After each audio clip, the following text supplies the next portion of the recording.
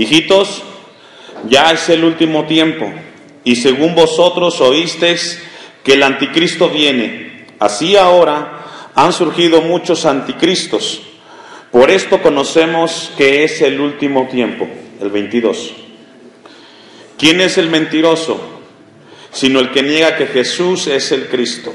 Este es anticristo, el que niega al Padre y al Hijo. Vamos a abordar un tema. Dios nos tiene hablando a la iglesia en este lugar a través de la carta del apóstol Juan, la primera carta, haciéndonos revisar nuestras vidas, y vamos a abordar un tema importante, quizás muy actual para nosotros, y el tema de esta predicación es cristianos y anticristos. Cristianos y anticristos.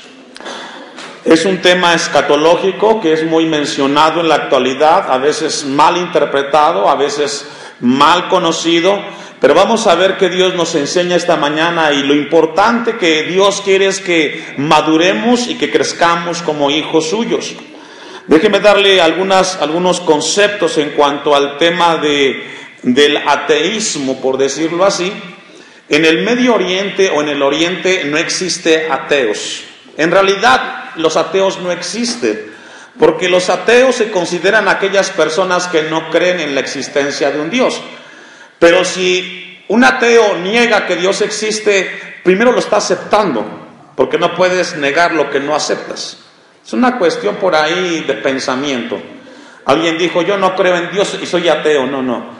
Para que tú puedas negar que Dios existe, primero tiene que aceptar que Dios existe. Entonces, lo que un ateo hace es rechazar la idea de un Dios, que es otra cosa, pero negarlo no puede. En el Medio Oriente el ateísmo no existe. En toda la región de Israel, en toda la cultura del Oriente, todas las culturas, cualesquiera que sea, todos creen en un Dios. No siempre será el Dios creador, pero todos creen en un Dios. En el mundo occidental en el cual vivimos nosotros, de este lado, hay mucha gente que se dice atea, pero también encontramos un ateísmo práctico. ¿Cuál es el ateísmo práctico, pastor? El ateísmo práctico es cuando tú dices que conoces a Dios, pero no vives lo que Dios te pide que vivas. Y hay muchos en las iglesias.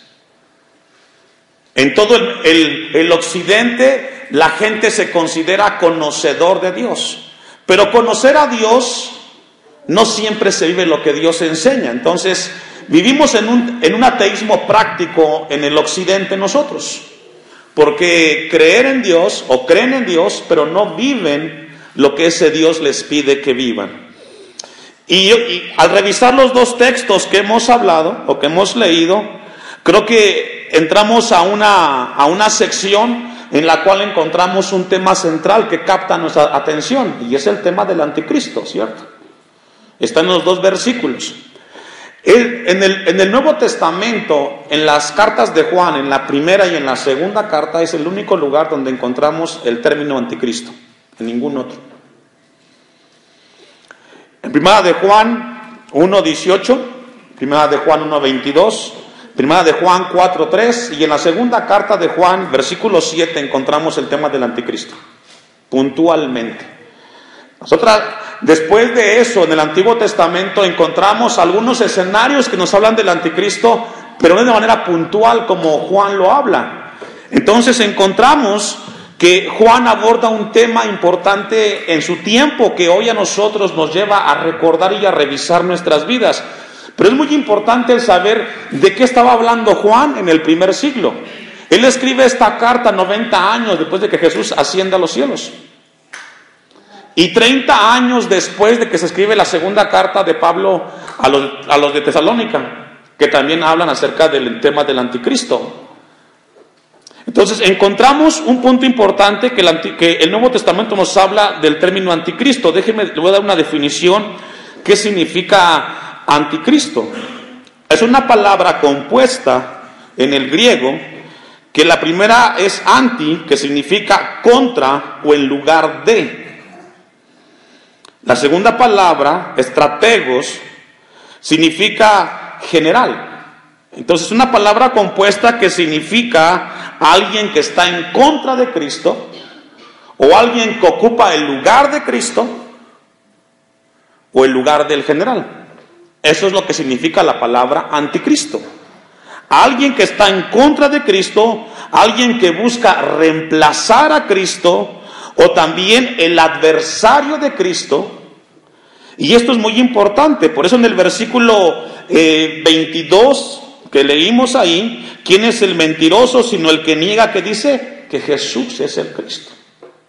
Ahora, el punto importante que tenemos que revisar, hermanos, es que el anticristo regularmente lo hacemos o lo vamos a relacionar con una persona. Casi siempre buscamos, o el hombre, o los teólogos, o los estudiosos, casi siempre lo buscan relacionar con una persona como tal.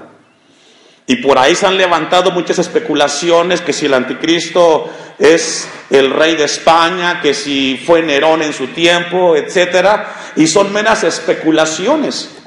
Pero en sí el anticristo, escuche esto, el anticristo es una actitud de una persona, es un espíritu de una persona, y el anticristo nos habla de una naturaleza que implica actitud y un espíritu, que no siempre lo tiene una persona. Ahora, el anticristo que menciona el apóstol Juan, vamos a ver a qué se está refiriendo o a quién se está refiriendo en ese lugar. En Marcos capítulo 13, versículo 22, no le busque, yo le voy a leer unas palabras que Jesús mencionó en cuanto al tema, porque Jesús también mencionó, aunque no del término anticristo, pero dice Marcos 13, 22, porque se levantarán falsos cristos y falsos profetas y harán señales y prodigios para engañar, si fuese posible, aun que dice, a los escogidos. Mateo 24, 24, ahí sí acompáñenme, vamos a revisar este texto. Jesús tiene una visión en cuanto al tema del anticristo, y ya dijimos que el anticristo es un espíritu, es una actitud, la que está mencionando Juan, aunque también está implícita una persona. Dice Mateo 24, 24, porque se levantarán falsos cristos y falsos profetas y harán grandes señales, ¿y qué dice? Y prodigios. Y aquí Jesús está advirtiendo en las señales finales, antes de su segunda venida. Usted y yo vivimos en un tiempo muy importante y debe la iglesia conocer este tema claramente para no ser arrastrados. Nos habla de falsos cristos. Un falso Cristo es aquel que se pone en el lugar de Cristo o que está en contra de las enseñanzas de Cristo o que rechaza ciertas ideas de Cristo. Y hoy encontramos a un cristianismo el cual está centrado más en el hombre que en Dios mismo. Hoy vemos que el cristianismo de nuestro tiempo gira más alrededor de los intereses del hombre, de los movimientos, que del mismo Señor Jesucristo. Y Jesús dice, de tal manera que engañarán, si fueran posible, aún a quienes. Y esto nos habla que las personas que ocupen o que vayan a rechazar las cosas de Jesús tienen una finalidad, y es engañar a las personas. Y es ahí donde Dios quiere que tengamos mucho cuidado con nuestra vida cristiana. Todo lo que se habla de Jesús, todo lo que se habla de Cristo, no siempre es de Cristo. Puede haber engaño y somos llamados a discernir lo que estamos viviendo en nuestro tiempo. Porque Jesús nos está advirtiendo a nosotros de algo muy importante que se va a presentar en los últimos tiempos. Con esta base vamos a ir al versículo 18 y a estudiarlo palabra por palabra. Primera de Juan 2:18. Hijitos, ya es el último tiempo. Recordemos que el término que usa ahí, hijitos, es el término que usa en el versículo 12, haciendo referencia a aquellos recién convertidos, aquellos que están en una iglesia y que han tenido un encuentro con Cristo y que son parte de esa gracia de salvación. Y les está diciendo a ellos, ya es el último tiempo.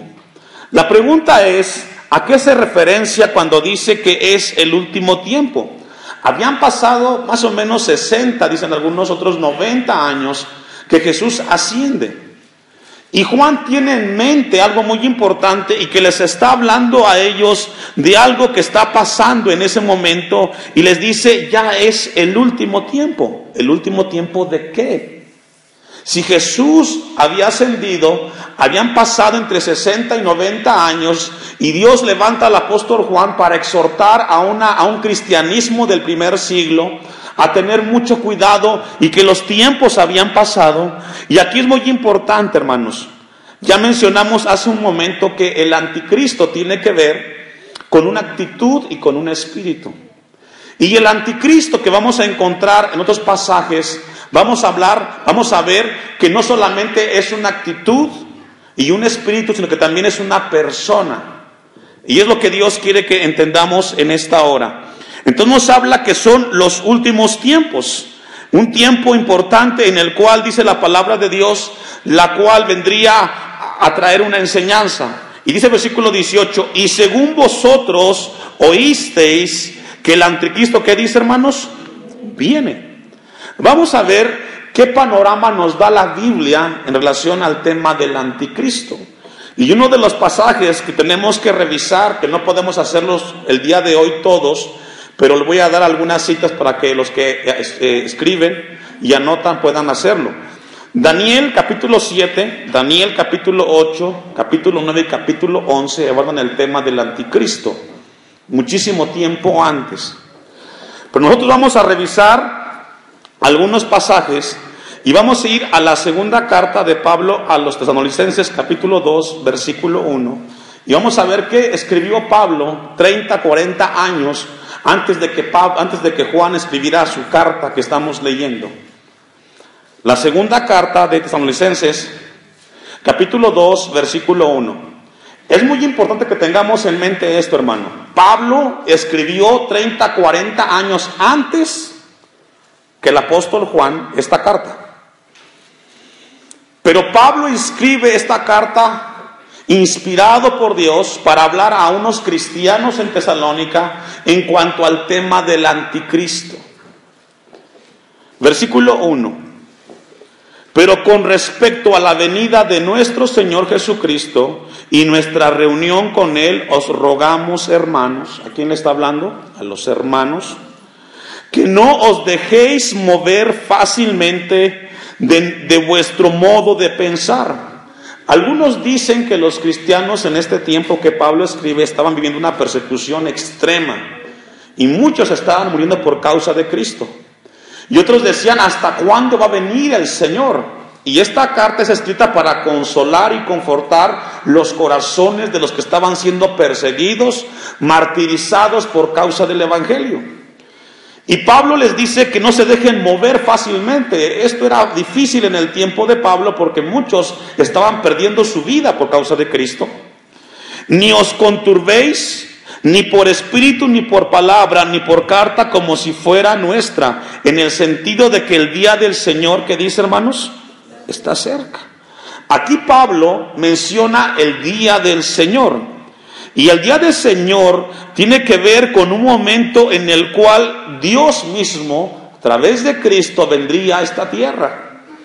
Y el versículo 3, que es donde vamos a centrar el tema del anticristo, dice el versículo 3, nadie os engañe en ninguna manera, porque no vendrá sin que antes venga, ¿qué dice, hermanos? La apostasía.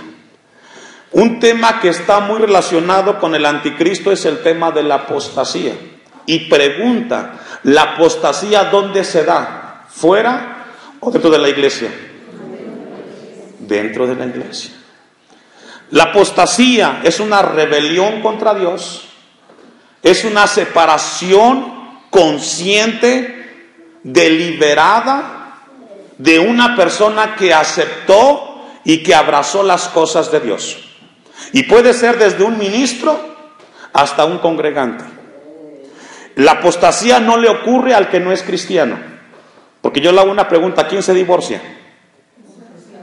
El que no está casado, ¿de qué se va a divorciar?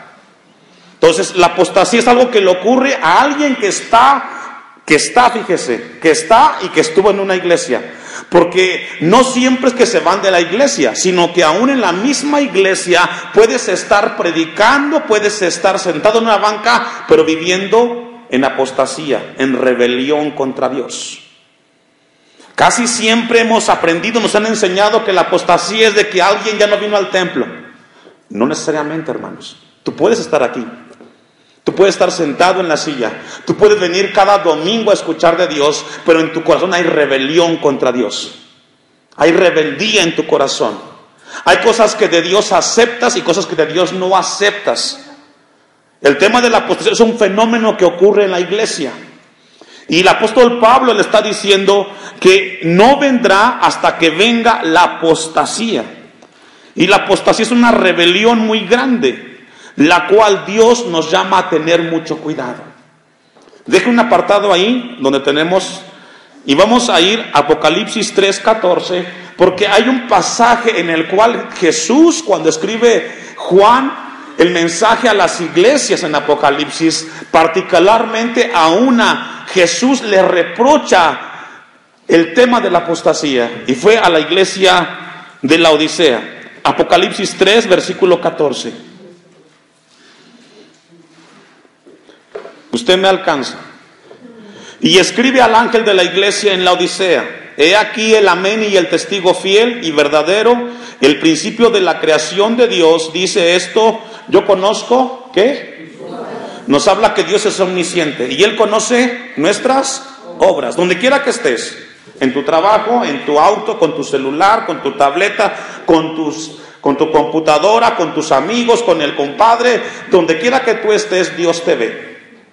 Piensas que nadie te ve, pero Dios te ve, porque Dios le está diciendo a la Odisea: yo conozco lo que haces. ¿Cuál es la motivación con la cual se sube el predicador aquí? Dios conoce mi corazón y Él sabe con qué motivación subo los escalones, camino hacia este lugar y predico lo que predico. Él sabe si lo hago con temor, con reverencia o con un corazón vanaglorioso. Él lo sabe. Mi preocupación debe de ser hacerlo con humildad. Pero Jesús nos dice que Dios conoce todas las cosas que el hombre hace. Y se lo dice a la Odisea, y hoy nos recuerda esta mañana a nosotros. Conozco tus obras, que ni eres frío ni caliente. Y lo que los ojos de Dios vieron en la Odisea fue a una iglesia que no estaba segura de lo que había abrazado. Y eso es terrible. Eso debe de producir en nosotros seriedad en nuestra vida cristiana. No hay peor lugar para un cristiano que vivir a medias las cosas de Dios. No hay peor lugar para nosotros que estar jugando con las cosas de Dios. Porque Dios le reprochó y le recriminó y le dice: no eres frío ni caliente, representando una persona con una vida la cual no tiene seguridad en las cosas de Dios. Y le dice el versículo: ojalá fueses frío o caliente, pero por cuanto eres tibio y no frío ni caliente, te vomitaré de mi boca. Y este pasaje, hermanos, debe de llevarnos a afianzarnos en Dios. Yo no sé cómo estás viviendo la vida cristiana.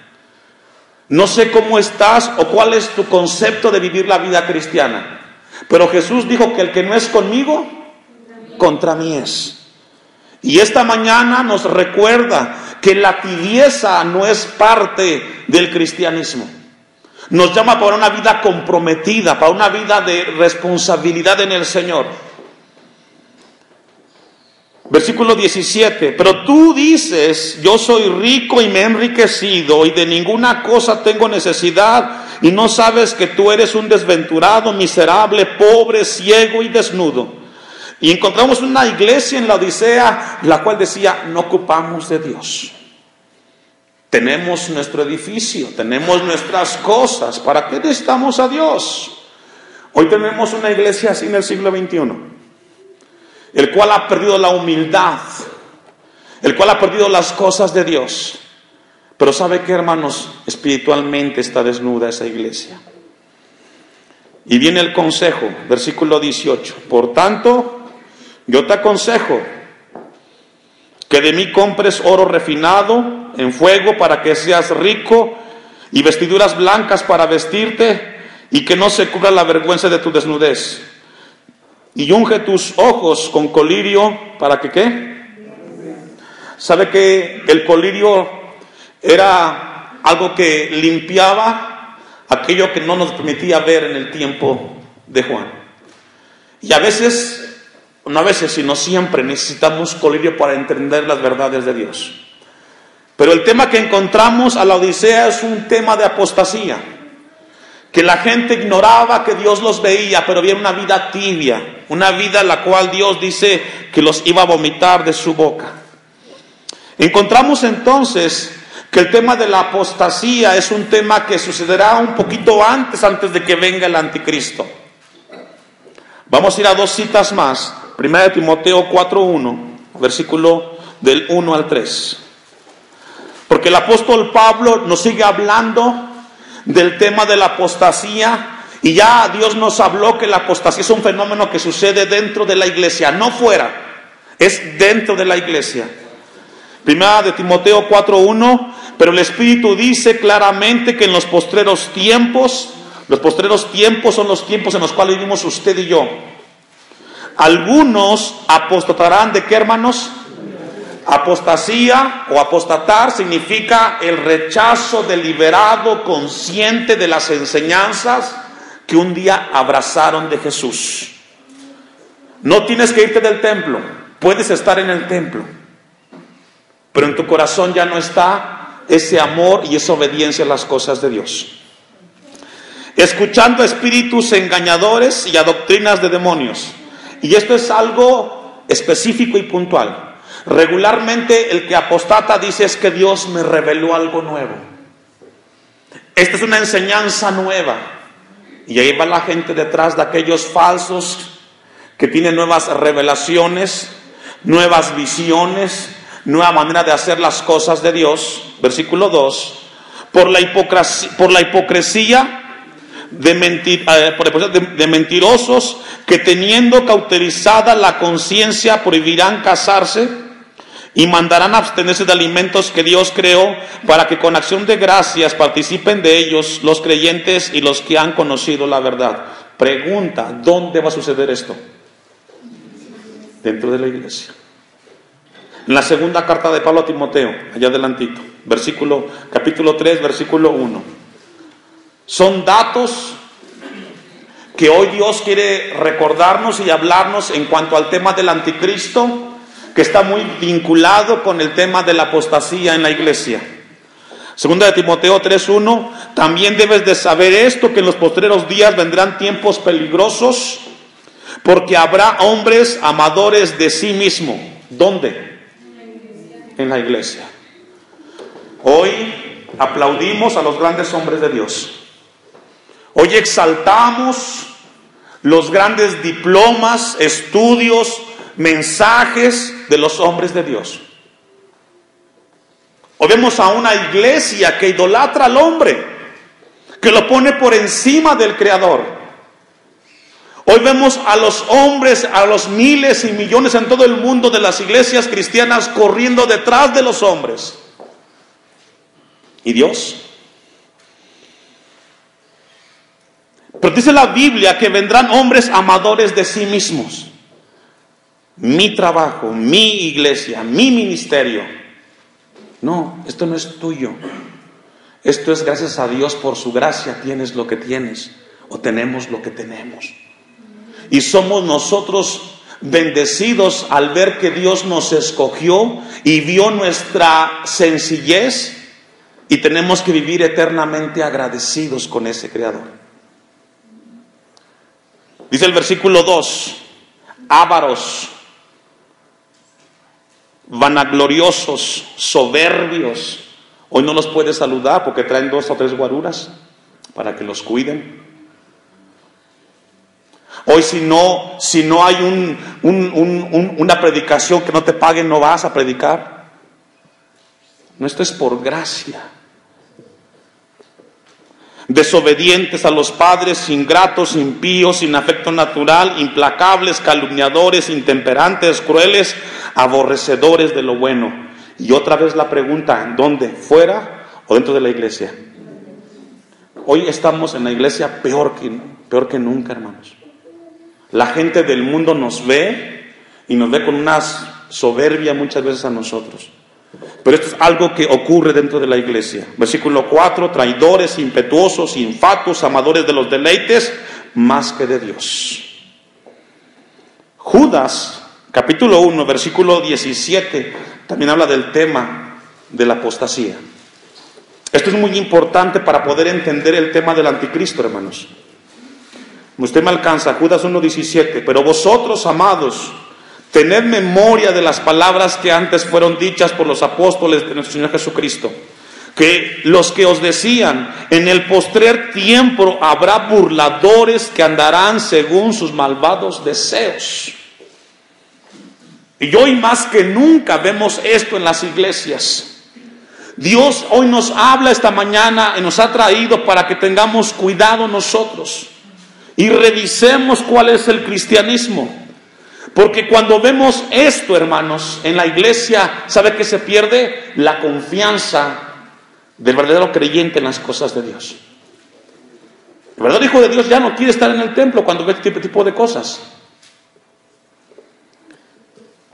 Y dice la Biblia que entonces vendrá un momento muy importante. La apostasía es un tema que se va a manifestar según la carta de Pablo a Tesalonicenses, la segunda carta, capítulo 2, versículo 3. Vamos a regresar una vez más ahí para no perder. Nadie os engañe en ninguna manera, porque no vendrá sin que antes venga la apostasía y se manifieste el hombre de pecado y el hijo de perdición. El hijo de pecado, como lo menciona aquí la palabra, el hijo de perdición y el hombre de pecado es un personaje que la Biblia lo califica como el anticristo. Pero déjeme decir lo siguiente, no es el primer anticristo, es el último anticristo. ¿Escuchó eso? No es el único, es el último anticristo que va a existir. Porque desde Juan hasta nuestros días hay miles de anticristos. Porque eso es lo que se refiere Juan. Se refiere que el que está en una iglesia y no se sujeta a las cosas de Dios, para Juan es un anticristo, porque estás rechazando la autoridad de Cristo. Pero en cuanto al tema del anticristo que encontramos aquí, lo menciona como el último que vendrá a este lugar. Y que Daniel en capítulo 9, versículo 22, vamos a verlo, Daniel 9, 22, vamos a ver cómo la Biblia nos arroja información en cuanto al tema del último anticristo, no el único, el último. Hoy más que nunca podemos entender nosotros la gran necesidad que existe en el mundo entero por encontrar un líder que le pueda dar respuesta a las necesidades que el ser humano tiene. Daniel capítulo 9, versículo 22. Hoy más que nunca vemos a una sociedad en el siglo XXI buscando al hombre más capaz de sacar al mundo de la hambruna, de los problemas políticos, de las crisis en las familias. Dice Daniel capítulo 9, versículo 22. Y me hizo entender y habló conmigo diciendo: Daniel, ahora he salido para darte sabiduría y entendimiento. Al principio de tus ruegos fue dada la orden, y yo he venido para enseñártela, porque tú eres muy amado. Entiende pues la orden y entiende la visión. 70 semanas están determinadas sobre tu pueblo y sobre tu santa ciudad para terminar la prevaricación y poner fin al pecado y expiar la iniquidad, para traer la justicia perdurable y sellada la visión y la profecía, y ungir a los santos de los santos.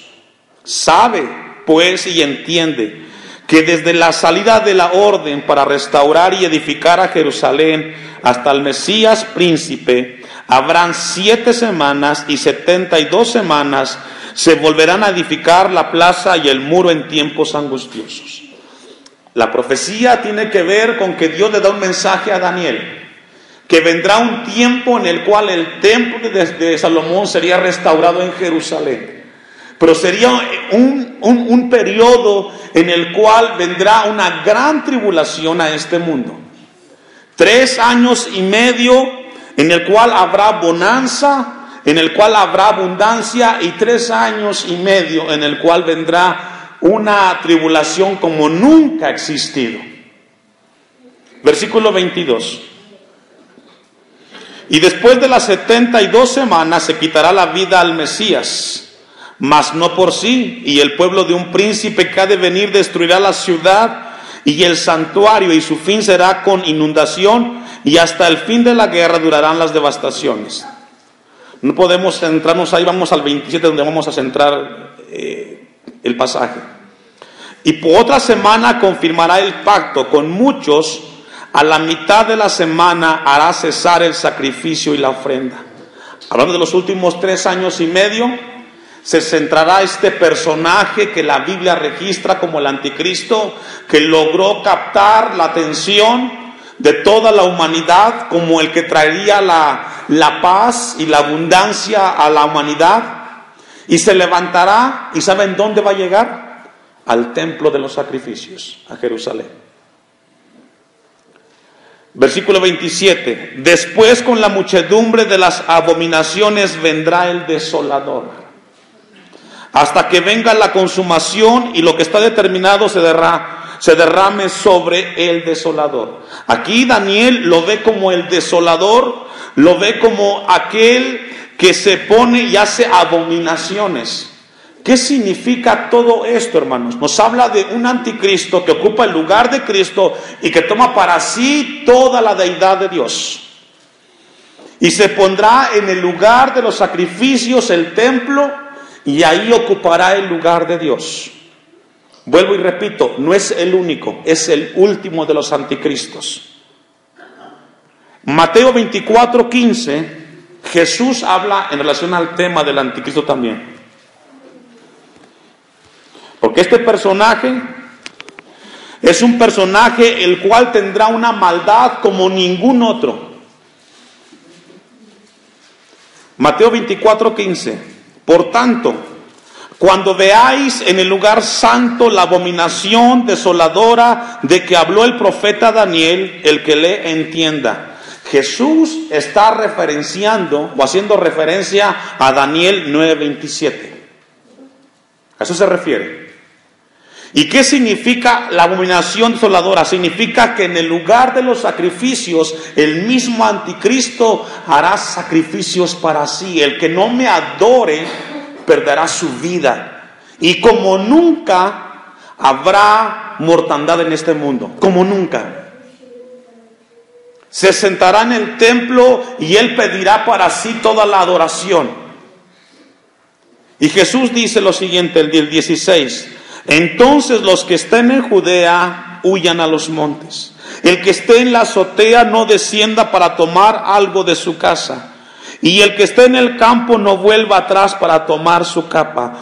Lo que Jesús está hablando y dice, vendrá un momento horrible y terrible en el cual no te gustaría estar presente en ese momento. Porque este personaje, en este momento que está aquí describiendo Jesús, es un hombre con un espíritu y con una actitud de quitar el lugar de Cristo y traer una mortandad a este mundo. Hay de las que, dice el 18, hay de las que estén encintas, de las que críen en aquellos días. Versículo 21. Porque habrá entonces gran tribulación, cual no ha habido desde el principio del mundo hasta ahora, ni la habrá. Y si aquellos días no fuesen acortados, nadie será salvo, mas a causa de los escogidos, aquellos días serán acortados. Encontramos entonces, hermanos, que la Biblia nos está hablando de un personaje que ocupará el lugar de Cristo. Jesús mismo advierte que será un tiempo sumamente difícil. Habrá mucha mortandad. Pero ¿qué tiene que ver todo lo que estamos leyendo con lo que dice Juan? Es de que el anticristianismo no es algo único de una persona en particular, sino de un espíritu, de una corriente de hombres y mujeres que rechazan las cosas de Dios. A eso se refiere Juan. En el tiempo de Juan, cuando él vio el anticristo, no vio al que estamos leyendo únicamente, sino que vio a un grupo de personas que viviendo o estando en una iglesia rechazaban las cosas de Dios. Y es ahí donde Dios quiere que esta mañana nosotros reflexionemos, hermanos. ¿Eres tú alguien que está con Cristo o está en contra de Cristo? Si yo le pregunto a usted cuántos son cristianos, todos dicen amén. Pero no es un título, hermanos, es una vida de comunión con Dios. Apocalipsis 13, Juan da una descripción más del anticristo.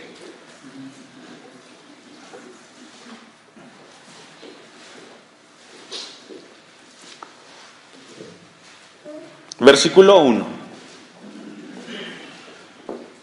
Me paré sobre la arena del mar, dice Juan, Apocalipsis 13:1. Me paré sobre la arena del mar y vi subir del mar una bestia que tenía 7 cabezas y 10 cuernos, y en sus cuernos 10 diademas, y sobre sus cabezas un nombre blasfemo. Juan dice, vi un mar, vi arena, y esto lo que está representando son las masas de personas que en el mundo hay. Y dice Juan que vio una bestia que salió del mar, que tenía 10 cuernos y 10 diademas. Los cuernos indican poder, hermanos. Las diademas nos hablan de dominio. Y todo esto lo tenía la bestia. Poder y dominio sobre las naciones. Versículo 2. Y la bestia que vi era semejante a un leopardo, y sus pies como de oso, y su boca como de león, y el dragón le dio su poder y su trono y gran autoridad. Lo que estamos viendo en el versículo 2 es cómo Juan identifica a esta bestia. La ve a través de un leopardo, a través de un león, a través de un dragón. Versículo 3. Vi una de sus cabezas que tenía como herida de muerte, pero su herida mortal fue sanada, y se maravilló toda la tierra en pos de la bestia. Hablando de esta persona que la Biblia llama el anticristo. La gente va a quedar maravillada en ese momento, en el cual quedará impresionada por la manera como esta persona o como este ser se levanta y es restaurado.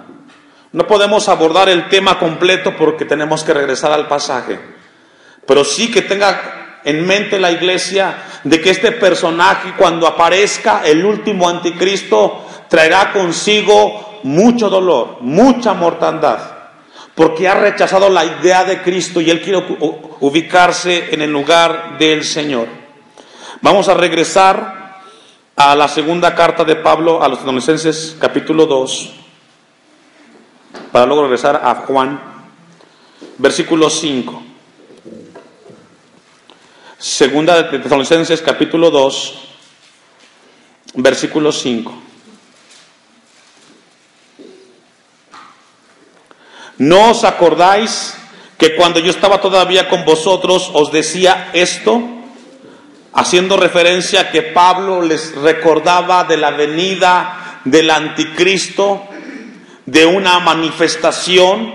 Versículo 6. Y ahora vosotros sabéis lo que lo detiene. ¿Qué detiene al anticristo hasta el día de hoy, hermanos? El último anticristo. La respuesta es Dios. Porque aún Dios sigue siendo misericordioso, porque aún Dios sigue llamando a aquellos que están mal a arrepentirse. Y lo que detiene al anticristo hasta el día de hoy todavía es Dios mismo. A fin de que a su debido tiempo, ¿qué dice, hermanos? Se manifieste. Versículo 7. Porque ya está en acción el misterio de la iniquidad, Solo que hay quien al presente lo detiene hasta que él a su vez se ha quitado de en medio.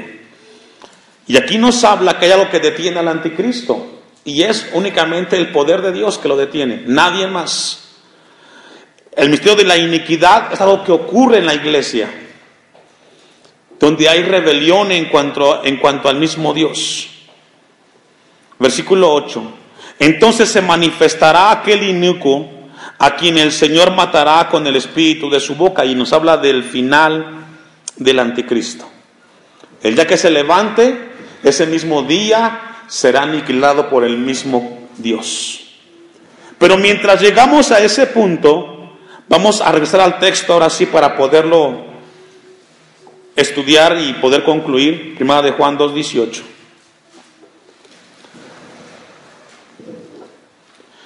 El anticristo es una figura horrible, hermanos.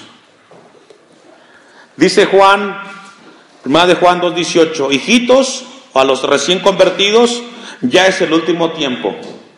Y según vosotros oísteis que el anticristo viene, ya leímos algunos pasajes. Así ahora han surgido, ¿cuántos? Muchos. Entonces Juan no se refiere solamente al anticristo que encontramos en Daniel, en Apocalipsis y en Judas, sino nos habla de un espíritu, de una actitud que existe en un rechazo contra Jesús, contra Cristo, contra sus enseñanzas, muchos anticristos. Y aquí es donde Dios quiere esta mañana a nosotros llevarnos a reflexionar.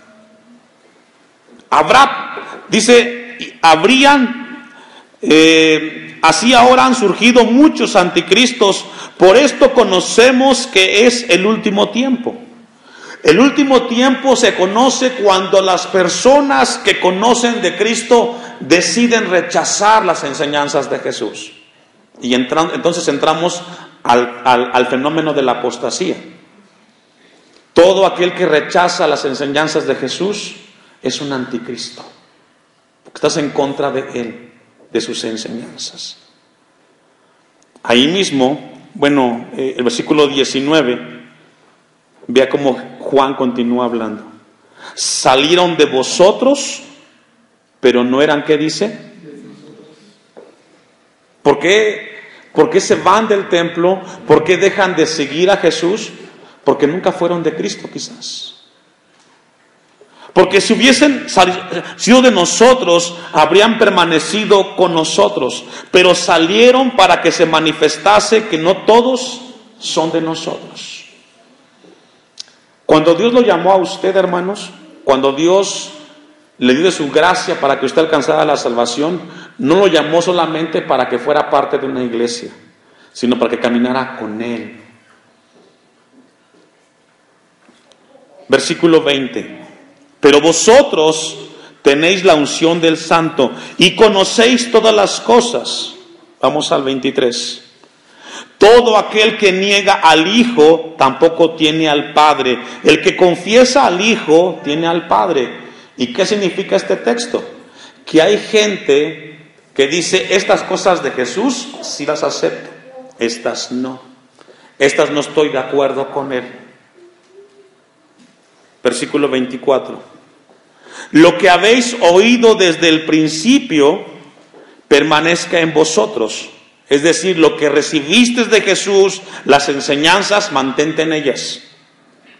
Si lo que habéis oído desde el principio que te convertiste permanece en vosotros, también vosotros permaneceréis en el Hijo y en el Padre. Y esta es la promesa que Él nos hizo. ¿La qué? La vida eterna. Si eso fue lo que Dios te dio, Dios te dice, permanece en la vida eterna. La vida eterna no es un trozo de tiempo. La vida eterna es conocer a Dios y caminar con Dios desde el momento que le entregaste tu vida. Eso es la vida eterna. No es cuando te mueras, hoy es tu vida eterna. ¿Por qué conoces a Dios? Permanece en eso, hermano. Permanece en eso, hermano. Y esta es la promesa que Él nos hizo, la vida eterna. Os he escrito esto sobre los que, dice, os engañan. Al final el mensaje de Juan es invitando a la iglesia a permanecer, a afianzarse, a permanecer. El anticristo es algo que va a pasar y que no podemos evitar, pero no es una persona, son personas que están en contra de las enseñanzas de Jesús. Hace un tiempo atrás estaba en un evento y una persona que estaba predicando, cuando estaba leyendo la Biblia, hizo un alto y dijo: el que escribió la Biblia se equivocó aquí. Yo no estoy de acuerdo con lo que dice en la Biblia. Y yo dije: pues espérate, ¿quién eres tú para decir no estás de acuerdo? ¿Con qué autoridad lo dices? Y hay mucha gente que dice cosas como esas, fuera de lugar. Esta mañana Dios nos recuerda, hermanos, hay muchos anticristos, pero Dios nos llama a permanecer en aquello que recibiste cuando creísteis. Afiánzate en ellas, en las cosas de Dios, y atrás no regreses.